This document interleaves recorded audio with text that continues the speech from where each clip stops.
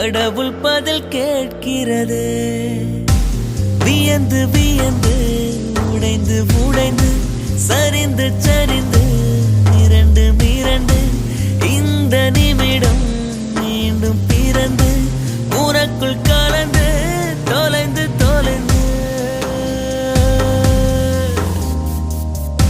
எங்கேயோ பார்த்த மயக்கம்